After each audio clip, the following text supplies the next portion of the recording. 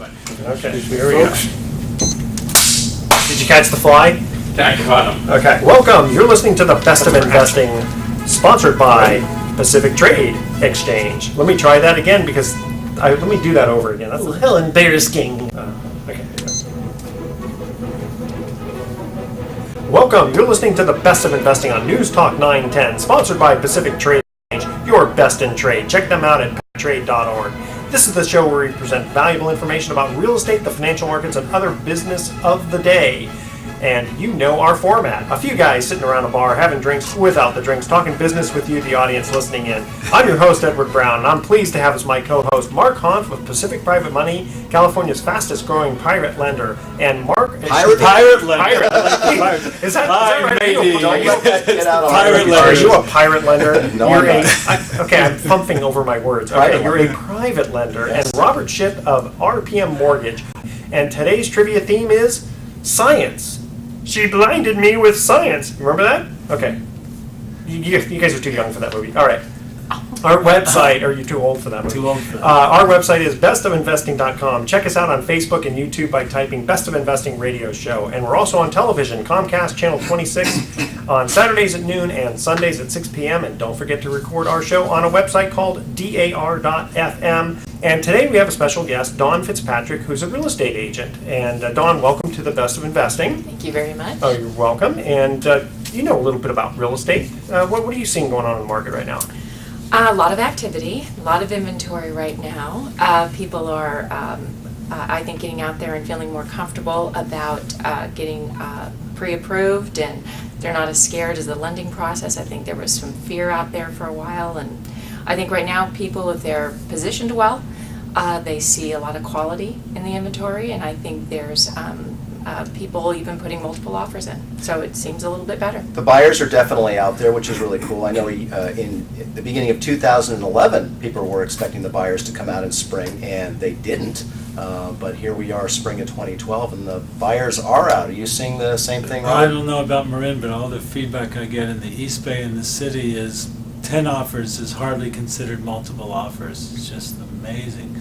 I mean, most of the offers that people are dealing with are 10, 15 offers, and all of them over asking. These are assuming that the properties were priced right, but that's not been seen for years. Yeah, I was going to say, back in 05 and 06 at the top of the market, what kind of multiple offers were you guys seeing? Well, I dealt with one with 43. So we're still not. We're still not back to the 2005 numbers yet. No, needless to say that the people that bought that house still are upside down. So, wow. But that wasn't last year. Certainly, it was like we'd take one offer on a property that was listed, and now most of those are closing, not falling out, or so. I think it's primarily by limited inventory, and the limited inventory is. There's still a lot of houses out there that people would like to get off of, but they're upside down and they don't want to start a short sale or to adversely affect their credit. I think there's a lot of people that are holding on, paying their mortgage, never made a late payment, still upside down, and have a feeling that within the next year or two or something they'll be back up on top. And there's certainly some people who have, quote, given up and just going to move on and put their house on the market and sell it. And the short sale process is, I used to call it, as I'm a mortgage broker, and anytime there's a short sale, I said, no, we mean a long sale. Yeah, because it takes a long time, sure. It could take 6 months. And now the banks are supposedly forced and regulated to make a response within 30 days. I haven't seen that exactly, but that's what they're supposedly supposed to do. Well, Don, I've seen you've been shaking your head, and remember, we're doing this for radio, so you got to actually say words. I assume you agreed with most of the stuff. I did. That's okay. true. That's so, true. what else are you seeing out there?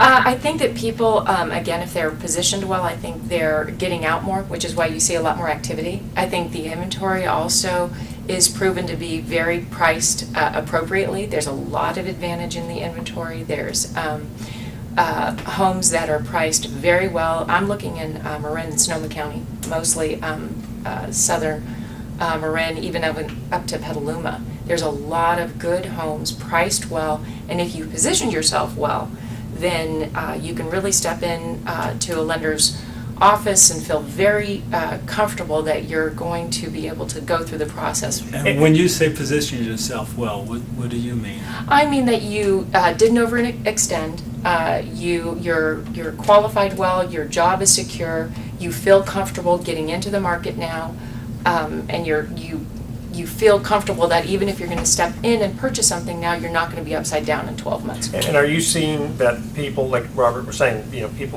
some of these people are staying in their homes, they're paying their mortgage, but how long is it going to take for the market to go back up to where they're not upside down? What's your opinion? Yeah, wish we all had that crystal ball. It's difficult to say. kidding. Yeah, it's really difficult to say. It depends on when they purchase their home, what level they're in. If they're under 5 and they purchase their home, they're probably going to be in a better position than if they bought their home years ago in the 9s above, because that's really taken, quite a hit. But it depends on. My limited, experience here. I mean, I have some clients that are selling their house on a short sale, and it is selling for about 60% of what it was appraised at the height. Height. Yeah. There's no such word as height. At the height. There's no such word as height. I'm teasing you. Look it up in the dictionary, but I'm teasing you, Robert. Well, the May numbers came out for this week, and what was interesting is what they're saying is unit sales are up in the Bay Area 26% year over year from last May, and I just think that's outstanding. And one of the things the article also mentioned is that a lot of those gains are in the $500,000 plus market, which I know really lagged a lot last year. So you mentioned, Robert, that there's a lack of inventory out there, but at least from the number standpoint, 26% jump in the number of unit sales year over year. That's driving, obviously. I mean, that's the reason why there's a lack of inventory, because what's out there is being snapped up, and now we're starting to see multiple offers. So it's kind of interesting. But then the article again continues, as all of these articles do, about what's happening in real estate is the pre-foreclosure, the shadow inventory. What are the banks doing? When are they going to release that stuff? How long are they going to let people stay in their homes without making their mortgage payments? And so, Still 2 years? That's not the record yet. I mean, it's close to 3 years from what I know, and that may not be the record. Well, in like the East Coast states where they've got the judicial foreclosures, that's where I think that is the longest. I did see the numbers. I got an article with numbers from the West Coast states, and California now is at 275 days average. Nevada is at nearly 500 days. And that's from the time that the actual notice of default goes to courthouse sale. All right, guys, we're going to cut to our first, guys and gals, we're going to cut to our first commercial break. Before we do, though, we had last week, we asked the special trivia question where the winner was going to receive a 2-night stay at the Ritz-Carlton Laguna Niguel. Americans buy enough of this to wrap around the earth 5.5 times. What is it? Well, Johnny from San Jose knew the answer. Weed eater line. Oh. Isn't that amazing? You buy that much weed eater line? Are you kidding me? Isn't that amazing? We had a winner for that. Correct. And remember, the theme today is science. And here is our first commercial break, and here's our first trivia question. What is the E in E equals MC squared? The first 3 callers with the correct answer win a free 3-day, 2-night stay at the Lighthouse Resort. You need to answer this question. What does the E stand for in E equals MC squared? Any Albert Einsteins around here? Emily. No. Emily? Yeah, that's not it. E stands for Einstein, right? 888-912-1190. Make sure to include your name, email address, and speak, and we will be right back. Excellent. Energy. Robert, there is a word, hike. Edward Hike? Sander didn't- Yeah. Yeah. Where'd it go? So do you? Generally not a primary When wet. residence, but I can do Instead of purchase on Sagittarius or primary. My lawn Capricorn has or- to be for under a year. Just remember to, if you're talking to Robert, just remember to kind of pivot like that if you can. So Robert, are we going to talk about Yeah. Robert Stockton deal he just Yeah, did with I wanna get it. ridiculously low interest That's rates? awesome. Yeah, I would love to hear about Yeah, that. okay. Okay, here we go. Welcome back to the Best of Investing. I'm Edward Brown, your host, along with Mark Hoff of Pacific Private Money, Robert Schiff of RPM Mortgage, and our special guest, Don Fitzpatrick. And when we cut to the first commercial break, we asked this trivia question. What is the theme is science. What is the E in E equals MC squared? Dawn, I heard you give the answer. It's true, energy. Energy, that is correct. You must be a science major. Okay, Robert, you had told us a pretty fascinating story off air. Give us that story, what's going on? I was at a seminar the other day, and one of the processors for my company is a young lady, and she just made her first real estate purchase as an investment, and she did it all on her own. She went to the computer, got to Redfin, and looked up some property in Stockton, and she ended up buying 4 units in Stockton. And after her down payment, which was probably $30,000, she is renting out the property. It's already been rented, and it's a 4-plex, and one of the units' rents pays her mortgage, her taxes, and her insurance.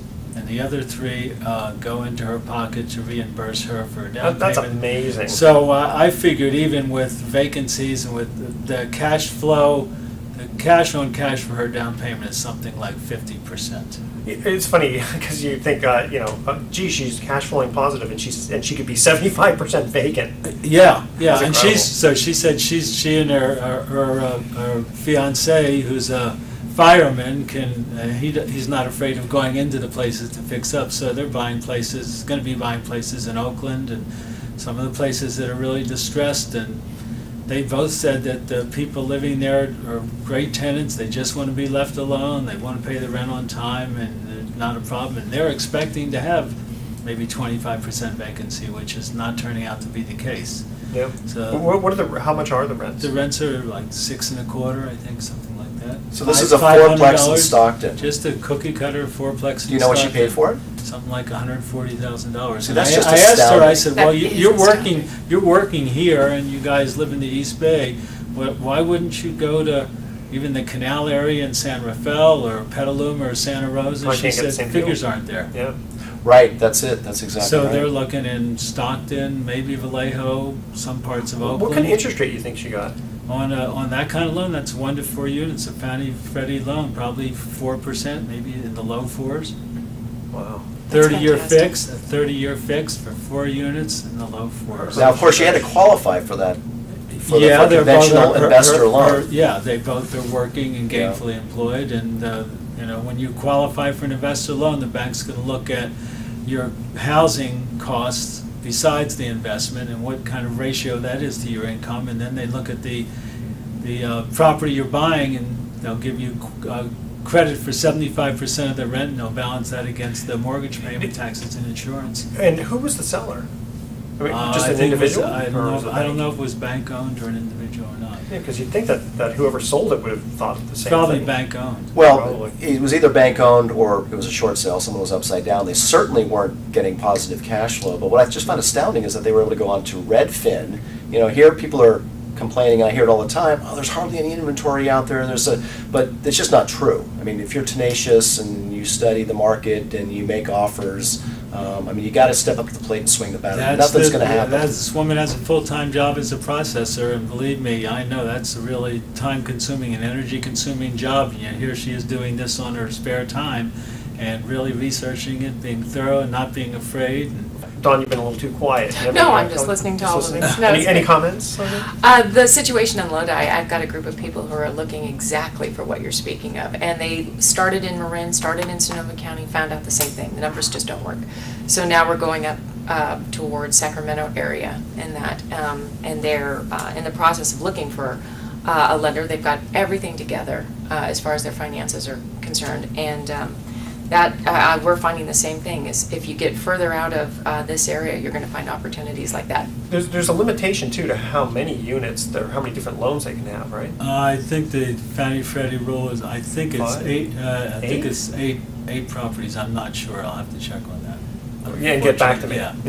Well, I'll and get back there's, to you on that. every bank, isn't it true that every bank has kind of their own formula for that? Some it's 4 properties, other it's 8, maybe Yeah, it's there's 10. general Fannie Freddie regulations, and then different banks have different overrides or cutting back on the Fannie Freddie regulations.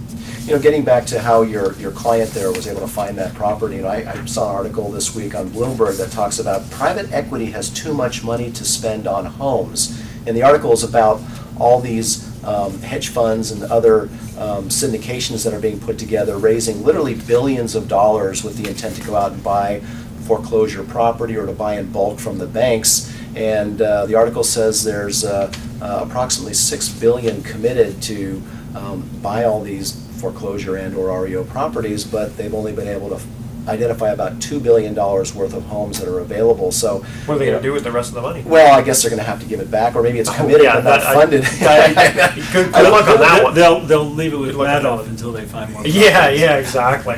Okay, guys and gals, here, quick little special promotion here. The group War is supposed to be playing at Moore's Riverboat, which is located down the street from Lighthouse, on June 24th at 5 p.m. And each week we're giving away a little trivia contest, and the first person with the correct answer wins 2 free tickets. So here's this week's question.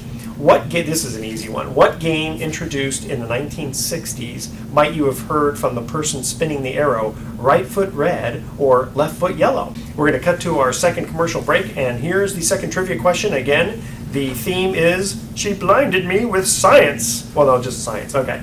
You guys don't remember that movie? Oh, yeah. Okay, there we go. I thought I was alone here in this world. Okay, the word scuba is an acronym for what? Right? It actually stands for something. And we'll be right back. Okay. Let's see if we can read a U-boat association. SCUBA. What does SCUBA stand for? I used to know it. I know it. I knew it Used before. to know I it. thought, Robert, you probably knew it one time. No, I did know it at one time. Hawaii sailing. No, the other answer is Twister. Yes. Yeah, Twister, which is especially fun to Wasn't it? play in the nude. Wait a minute, what? Twister, the game that's especially fun to play in the nude. This is a family show, remember, please. Or how to watch people play. Yes. That's even- Do you have a business card? I do. Oh, love it. Interesting though, on the property it was in Lodi? Stockton. I'm surprised though, was it on the market, MLS, and it was with the broker? All I know is she did it through Redfin, so it must have been on the market. It's And I surprising. said, Welcome back to the Best of Investing. I'm Edward Brown, your host, along with Mark Hahn and Robert Schiff and our special guest, Don Fitzpatrick. First of all, let's go to this special promotion. The group War playing at Moore's Riverboat. We asked this trivia question: what was the game it was introduced in the 1960s? Might you have heard from the person spinning the arrow, right foot red or left foot yellow? Everyone, on the count of 3. 1, 2, 3. Twister. That is correct. And Mark, you made a comment off the air. Oh, yeah, especially fun to watch people play that game in the nude. And how often did you do? Oh, you've heard. Yeah. is that you're watching them play it and you're in the nude, or they're playing it? Welcome to the Best of Investing. I'm Edward Brown, your host. Here's our format. A bunch of guys sitting around a bar. There's no bar. Having drinks. There's no drinks either. But we're talking business, and you, the audience, are listening in. The Best of Investing is actually a radio show that has been around since August 2010, and it airs every Saturday on Fox News Radio, 9:10 a.m. at 1 p.m. Now, we're not a political show. We're strictly business, so everyone will be happy with that. We'll have various speakers, guest speakers, attorneys, accountants, economic advisors. But the cool thing about this is that you're actually getting to see scenes behind the scenes. So we all have headphones on because we're recording a radio show that is going to be airing on the air on radio. But in addition, you get to see what happens during the commercial breaks, how we prepare for the next segment. So it's a lot of fun. There's going to be a lot of levity because I like to try to throw a little bit of humor in there because, just business by itself sometimes gets a little boring. So you got to always kind of break things. Remember, I'm Edward Brown, wishing you the best of investing. Are you ready? Let's go. If you're a regular listener, you know this show is where we present valuable information about the real estate market, the financial markets, and other economic business of the day. And for those of you listening for the first time, here's our format. A few guys sitting around a bar having drinks without the drinks, talking business with you, the audience, listening in. I'm your host, Edward Brown, and I'm honored to have as my co-host Mark Hahn of Pacific Private Money, California's fastest growing private lender, and Brian Burke of Praxis Capital. And today's trivia theme is, raunchy movies. Put the kids away, audience.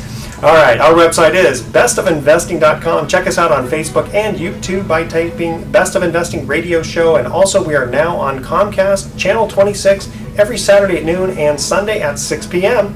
Watch us and see what we all look like. And That's scary. That's scary. We're not. And today we have an extra special guest. His name is Joel Yanowitz. And Joel is a business consultant who is going to share how to take effective action towards reaching your goals and aspirations.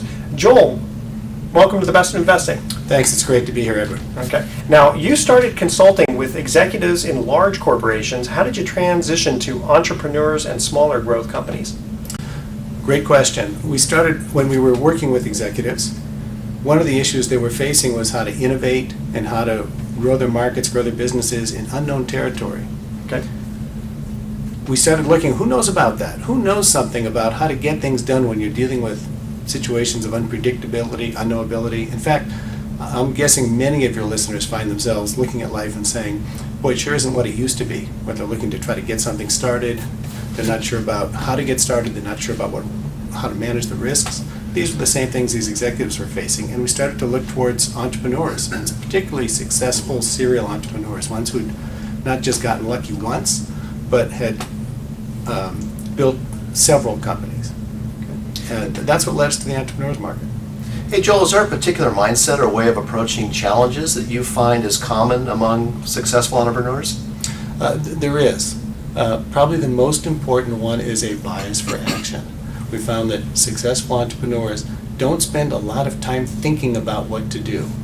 Their bias is to do something and then learn from it, and based on what they learn to then build on it. So one of the things that I spent a lot of time thinking about when I started my company was whether or not I should leave my job that was paying the bills and just go out on my own and cut the strings. So, what advice do you have, or what factor would you say would point somebody towards making that move versus maybe not making that move?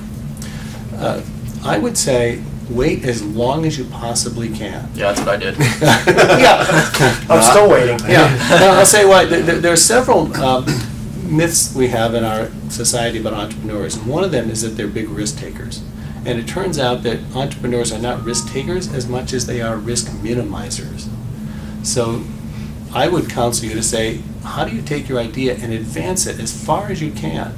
Get some customers, get feedback, figure out how to market the product or service, whatever you're offering. Get a little income, maybe. Get some income going. Build it up as far as you can till you can't get it any further without quitting your job. Not just for the financial security, but also sometimes when people start a business and start moving in a direction, they have some fantasy about how much they're going to love doing this.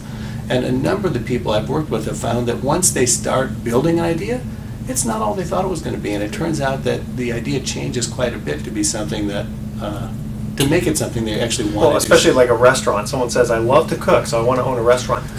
Exactly. Yeah, absolutely. So would you say that maybe the point that you do that is the point where you realize that going to work at your normal job is costing you more money than it's making you by going to work because of the time you're not spending and devoting to your business?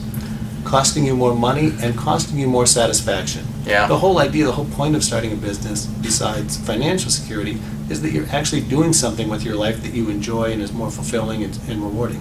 Right, absolutely. So, Joel, how are you working with your clients? Are you consider yourself a coach or a mentor or a consultant, or how are you working with clients? Yes.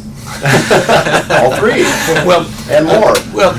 I'd say the simple answer is it's less about coaching, consulting, or mentoring, and more about what is the set of results that you're trying to create, and where do you feel stuck? What's holding you back? And then if that's a coaching relationship, or if that's more project-based consulting, and in some cases it is more mentoring. But I really try to build my relationships around the specific aspirations and concerns that the individual has that's coming to me. So it sounds like you're working not only with aspiring entrepreneurs, but obviously with people who have taken that step and are maybe finding that there's just a few challenges out there being in business for yourself. Yes. Well, yeah, being an entrepreneur is really tough. So what keeps people motivated through the ups and downs of creating their business, through something new? Two things I think really keep people going. One is that they have to actually love what they're doing. not that you have a great time every day. I mean, we all know, anyone who's run a business knows that it's not all fun and games. But beneath all that, you have to have a genuine interest in what you're doing and a genuine love of the business itself. Okay, take that back though. It is all fun and games around here when we do the show. This is the exception. Okay, this is the exception. Absolutely. I think the other thing is people have a different relationship to what I'd say current reality. So things don't always go the way you want. And if you deal with that, if you react to that with disappointment or anger or frustration or resentment, it's very de-energizing. The successful entrepreneurs look at it and go, okay, this is what we did. We did it in order to get, we did X to get Y result, and we didn't get Y. We got something else. Let's learn from that. How do we, the old lemonade thing, how do we make lemonade out of these lemons? Well, it's just also 5% what happens to you and 95% how you react to it. Yes. Yeah. Well, right, and I loved in your website when I was looking up some information on you earlier, Joel, it says, you've got a sentence in there that says, clearly if you want different results than those you are getting now, something has to change. And that reminds me of one of my favorite Jim Rohn quotes, which is, success is something you attract by the person you become. Meaning that to affect change, you have to change who you are. You have to grow as a person, and I know as someone who's, been a kind of, myself being a personal student of personal development, that was easy for me to say. It's the changes that I've made and the envelopes that I've pushed and going outside my comfort zone that has caused real growth and effective change in my business. Yeah, very true. And it's tough when you're caught up in the day-to-day demands of your business to actually pay attention to your own growth as a leader. So how do you help people? Do you work with people on things like as basic as goal setting? Because I know, like for me, my experience in my own challenges in my own small businesses, even as the simple goal setting things is something that I thought I knew how to do it, but really it wasn't working effectively until I worked with a coach. Oh, interesting. It can be goal setting. For some people, the goals are very clear, and other people actually have trouble figuring out what success would look like. So it may be actually getting very clear about what success means to you, what it would look like in different time frames. Mm-hmm. Other people have a greater difficulty with current reality, actually seeing things as they are, whether that's financial information or the relationships with their people in their business or their leadership team, all of those kinds of things. So some people it's that, and other people it's being able to figure out next steps and smart actions. Mm-hmm. All right, thanks a lot, Joel. We're going to have you back in the second segment here. We're going to have to cut to our first commercial break, and remember the theme, trivia theme is raunchy movies. No sports. I'm no so sports. disappointed. Okay, we got one hard question and two easy ones, in my opinion. Okay, this is the hard one. What was the name of the hockey team Paul Newman, but it is sports, I guess. What is the name of the hockey team Paul Newman played for in the 1977 movie Slapshot? And we'll be right back.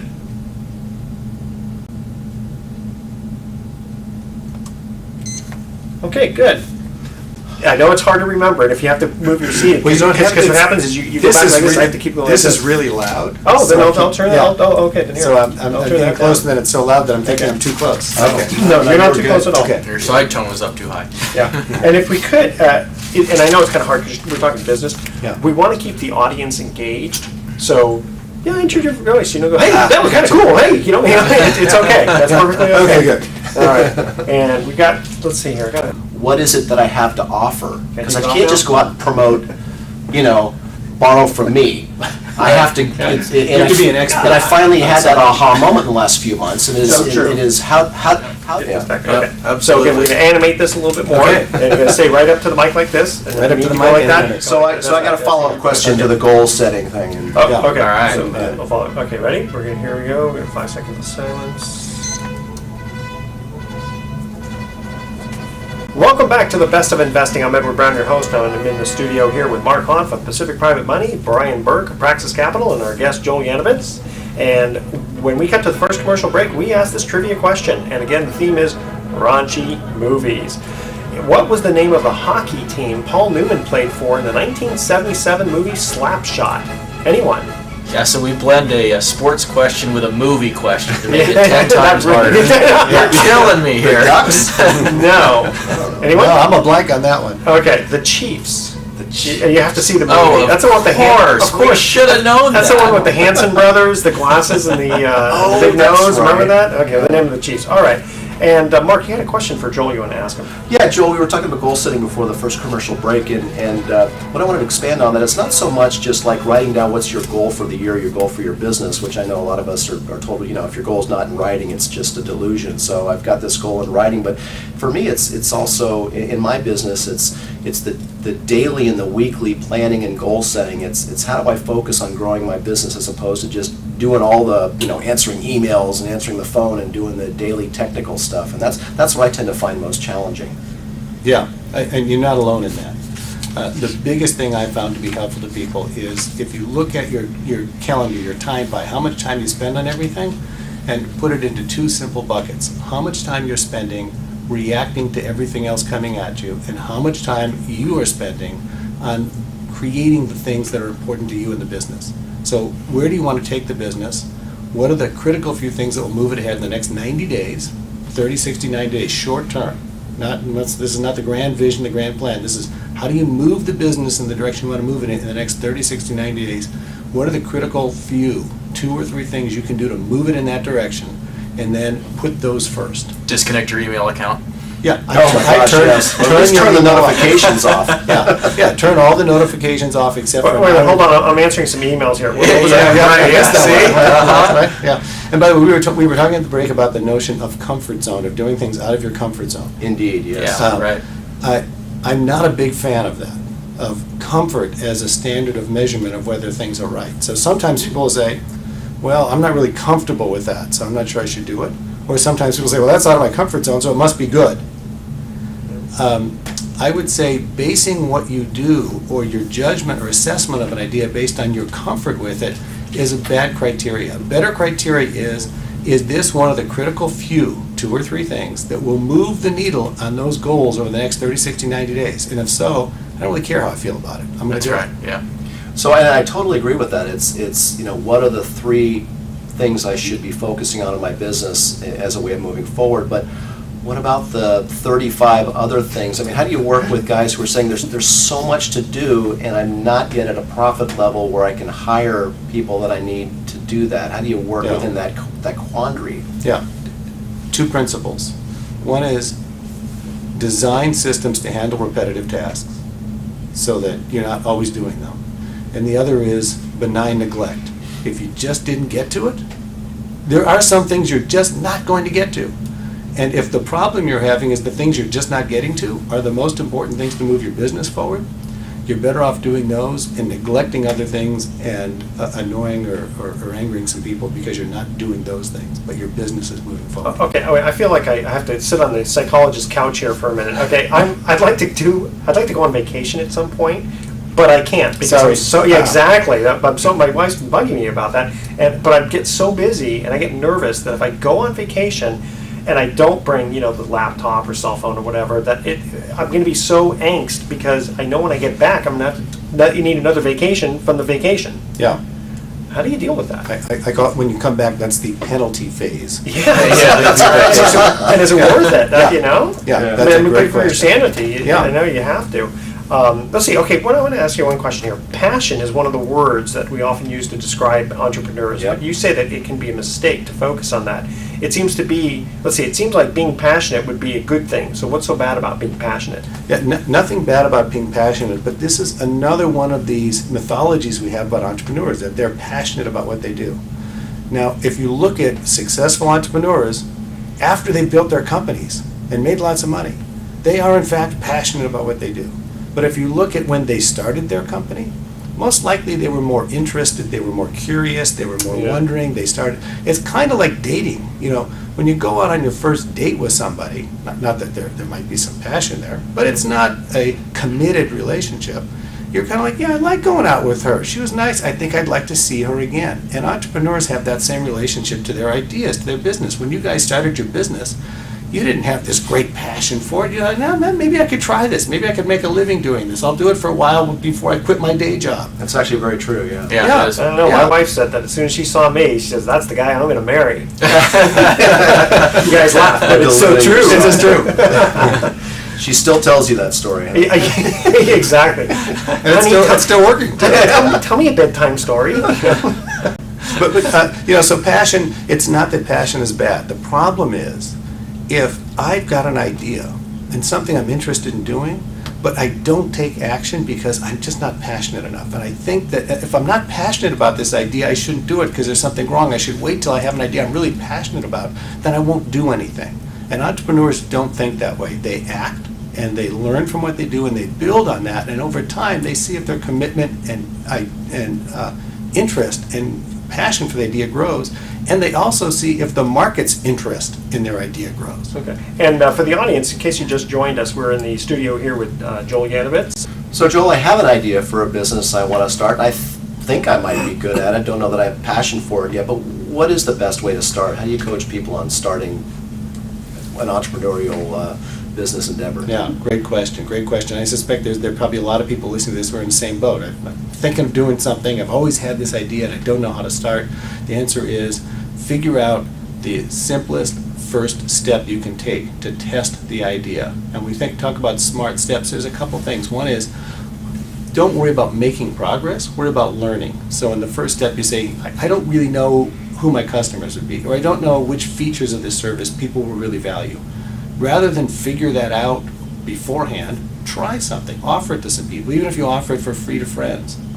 Try this out, or you mock up some products in your basement. Try to sell them at a farmer's market, anywhere, to get feedback from the market.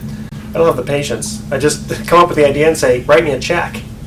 Well, Where's my $1 million? Yeah. So, okay, Yeah. you And how many checks have you gotten so far? None. I guess I better start on your idea. you've got the idea, and Yeah. you've just started, and Yep. you've got going. Now, here's the tough part. Okay. Everybody loves the entrepreneurial success story. You came up with a great idea, you started it, and you built it into something grand. But what most people don't realize is that along the way, you tripped over yourself, you failed, something didn't work. But the successful entrepreneurs are the ones that get past that and start again, or try again, or find a new way. Yep. So what do you say to people that are in that phase where they're like, gosh, I really gave this a shot, and it just didn't work for me, or I found this obstacle and I just can't seem to get past it? Yeah, well, that's a great question, and it's really hard to not get discouraged. I've certainly been there myself many times. Yeah, who hasn't? Right, exactly. But the key is what you said, is learn from it.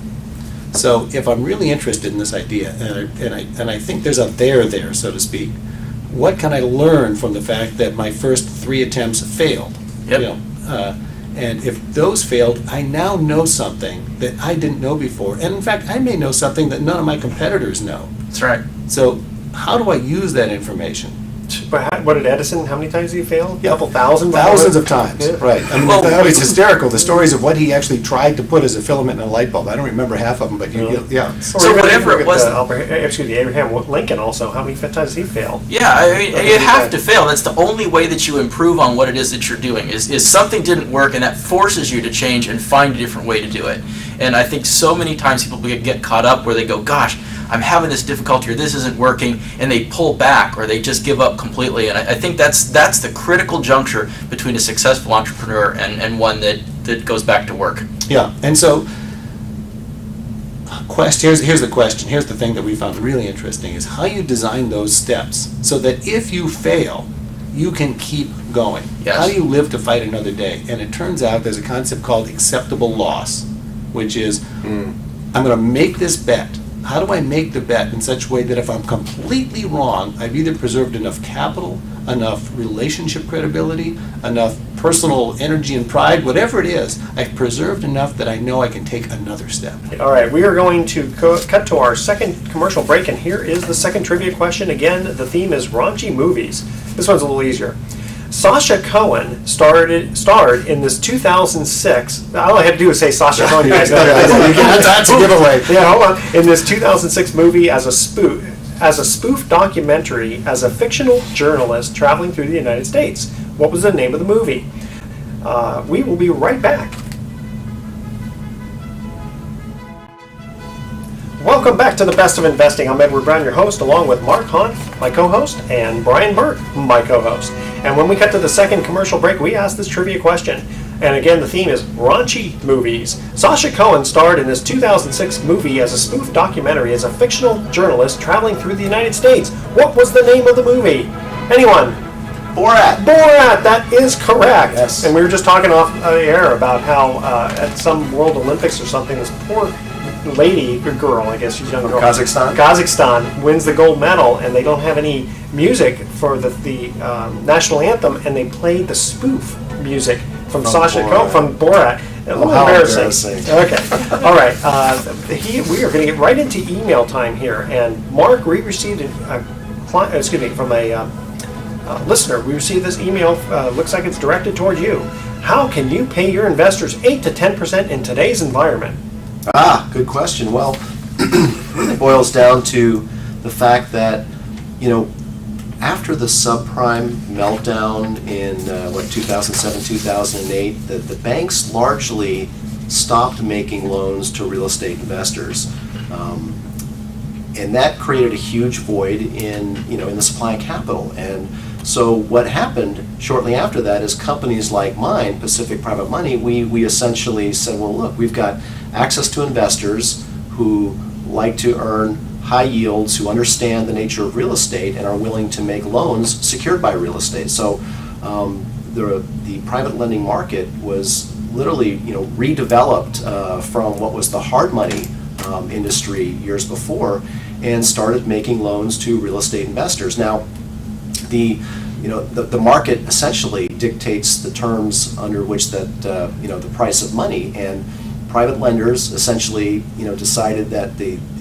amount of interest they were willing to loan their money out was anywhere from 8 to 10 to 12%, and entrepreneurs who were buying real estate essentially decided it's a business decision for them, and for the folks who buy fix and flip, for example, they're expected to make a profit on their money, so they're willing to pay as high as 12% for that money, generally for a short-term use. So that's really the bulk of the market right now for private money is for people who like to buy fix and flip real estate. It's usually a loan term for under 12 months. And so we're in an environment where some of my investors don't want to commit to long-term investments. So they love the fact that it's a 6 to 12-month investment. They can make anywhere from 8 to 10, sometimes as high as 12, although that's a little bit more rare. And no load.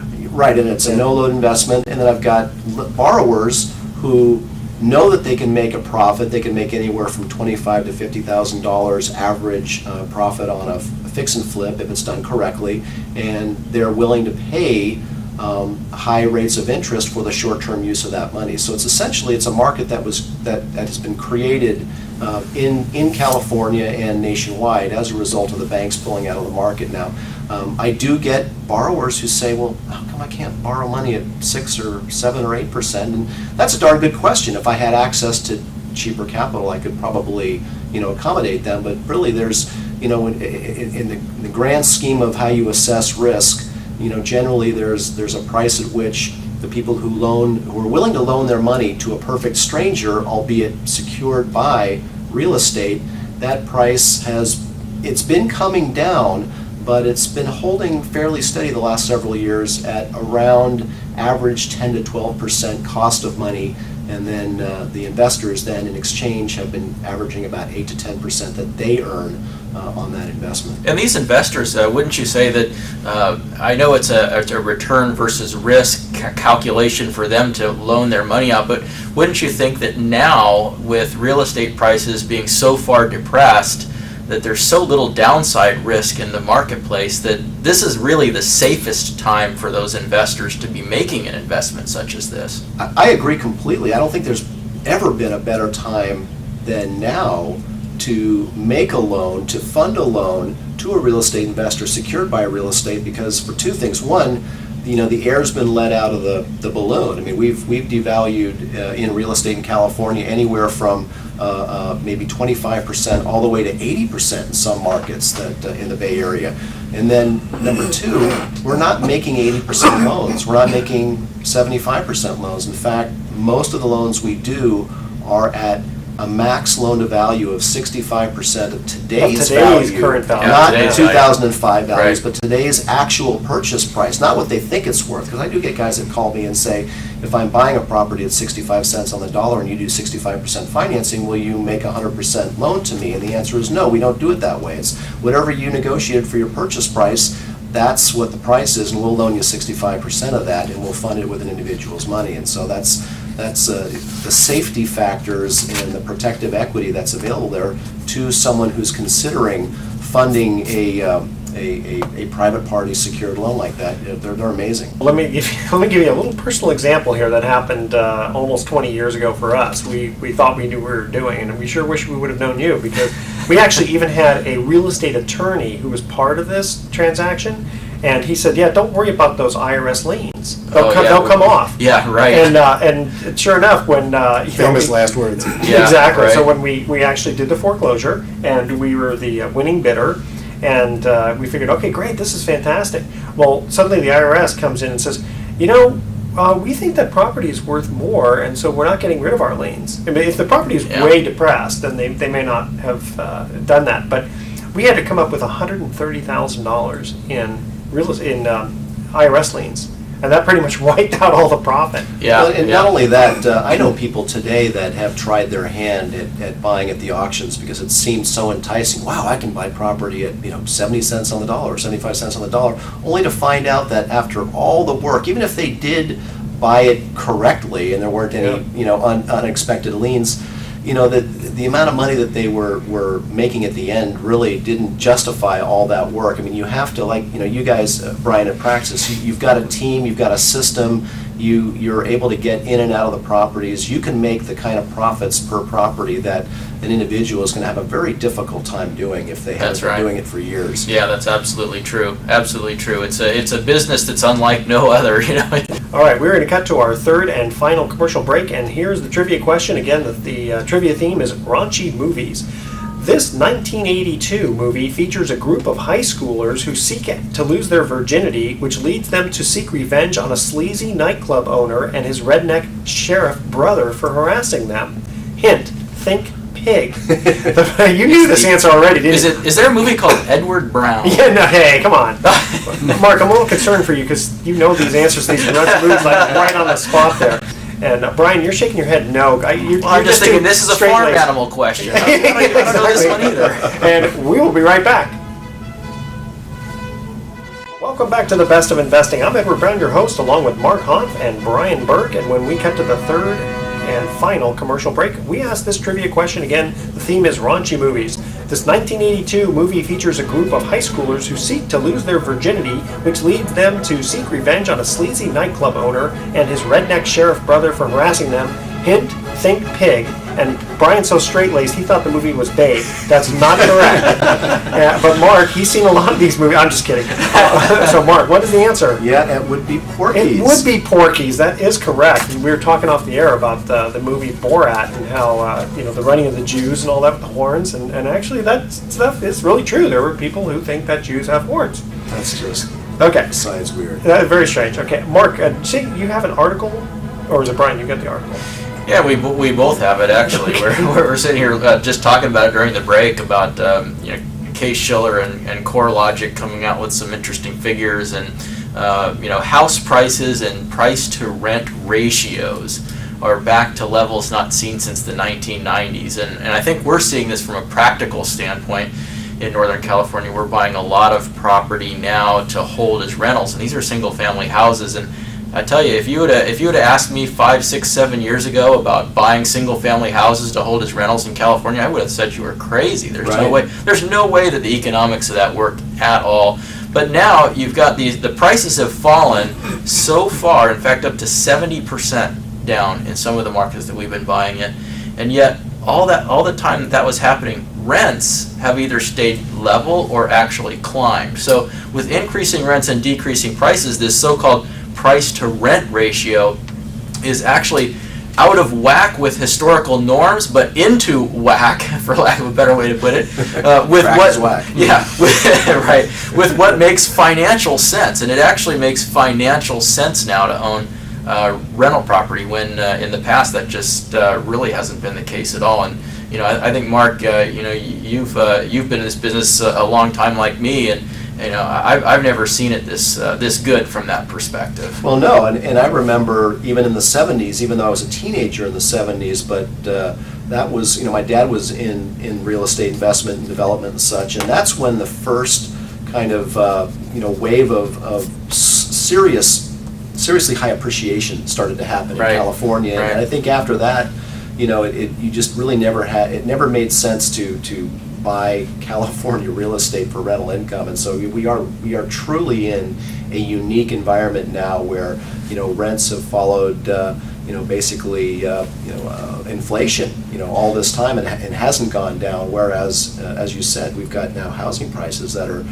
somewhere in the high 1990s. Yeah, in fact, this article points to that. It says, in real terms, all appreciation in the 2000s and more is gone. So essentially what they're saying is we're back to 1999 or 2000 prices. And if you recall, there was a run-up in prices in 1990 to 1993, remember that? Mm-hmm. Yep. And then there was another run-up in 2002 through 2004.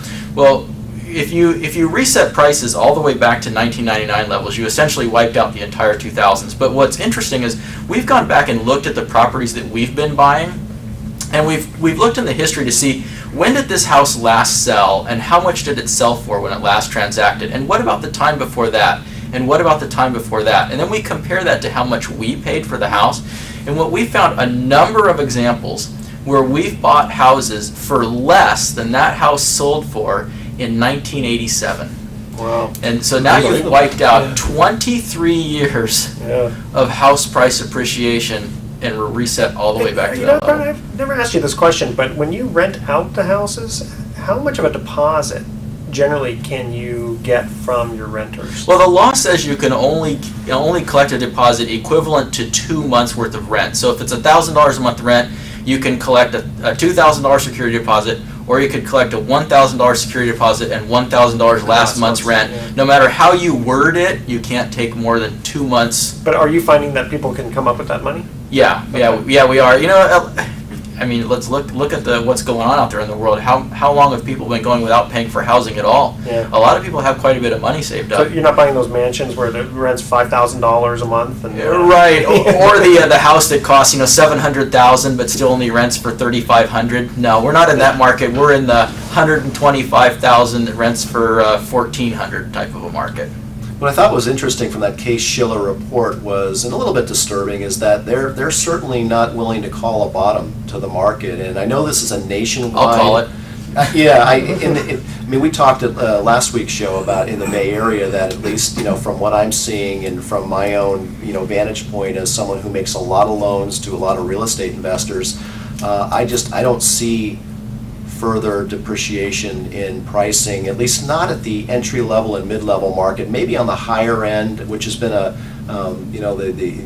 San Francisco, certain markets in San Francisco or Tiburon or Hillsborough, or where prices are in the multiples of millions. That's one thing, because that market still isn't moving quite as fast. But in the market where most people are playing, I certainly am seeing a stabilization of prices. I don't know if you are too. I am absolutely seeing a stabilization of prices. In fact, in the bottom market tier, even a little bit of price increase over the last 3 or 4 months. The upper price bracket and the secondary move-up market still a little bit soft. But I'll tell you this: I just got back from Chicago, and I had some personal meetings with some of the brightest real estate minds in the country. These are the guys that are running the multi-billion-dollar funds.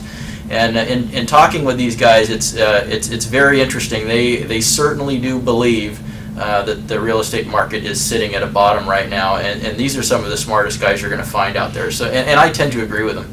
Well, and then you've got the Phoenix market, which guys I know who are investing there have told me prices are going up. Prices are up, yeah, that's true. Prices are going up in Phoenix of all places. Vegas, not yet, but watch out. It'll happen. There's so much inventory. There Well, is. and then I think some of the little markup in pricing that you mentioned that you're starting to see in the lower end, I think part of that is a factor of we're still really waiting for the banks to just start opening the spigots and letting out some of that pent-up inventory back on the market. And maybe they're smarter than I am, and figuring, well, let's create that demand. Let's wait for the prices to uptick a little bit, and we'll release more. You know what they're doing? They're waiting for that big capital source. These guys, like the guys I was talking to get their money ready to put out in the market to absorb that inventory, and that's about to happen. All right, guys. Thank you very much. Joel, thanks for joining us in the studio. It's been a pleasure. Thank you. And here are our thoughts for the day. I must not have been a very good parent, because when the kids were little, I gave them some brandy to help them fall asleep. Come 5 o'clock the next day, they started to ask when we were having happy hour again. And then also when they were little, I was so cheap that I told them every time they heard the sound of the bell for the ice cream truck, that meant that they were out of ice cream. I better take some parenting classes, I'll tell you. I thought you told them to run in front of the truck. Right. Then I wouldn't have to buy an ice cream. See, you weren't so bad after all, were you? Okay, I like that. All right, and as a side note, our play, The Living Last Supper, has been canceled, unfortunately. So don't show up April 1st at Valley Baptist in San Rafael at 6 p.m. or you'll be by yourself.